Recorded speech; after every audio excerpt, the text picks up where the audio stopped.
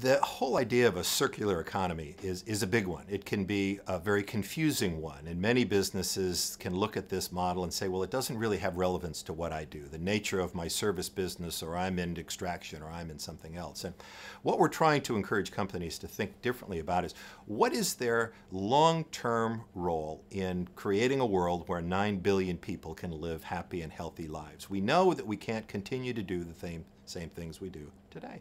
So how do we rethink our own business models around what that can mean? How do we measure our own impacts in different ways? How do we see opportunity in different ways? How do we use this to kind of create a USP for our own business models in a different way that not only manages risk, but grabs a hold and seizes these opportunities? There is a direction of travel here that I think is unassailable. Business leaders who ignore that do so at their peril.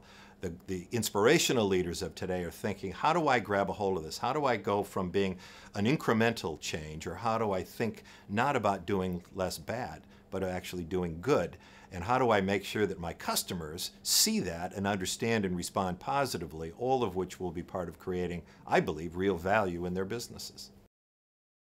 When you think about the long-term role that business has to play in society, the short-term pressures and issues that they face to survive in a challenging market like we're in, people often talk about this being a zero-sum game. Either I drive short-term and medium-term success for my business, or I think about some of these longer-term issues.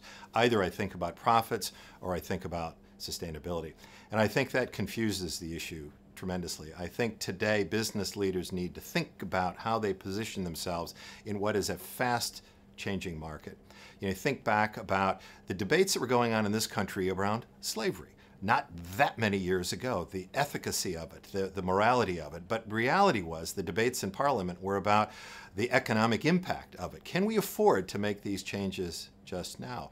Those debates seem ridiculous in the modern context, and I wonder how many of those same debates we're having today that will seem ridiculous in just a very few years' time. I don't think there is any conflict between thinking about a sustainable business model and your contribution to a wider society and creating value in the short to medium term.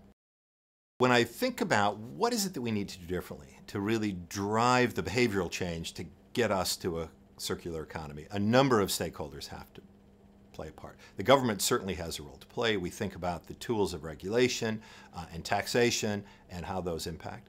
Certainly businesses and business leaders have a role to play, but likewise do pension funds and investment funds who actually drive those behaviors, the financial institutions, the insurance companies that are measuring and in some cases betting against certain kind of outcomes. And ultimately consumers have a role to play.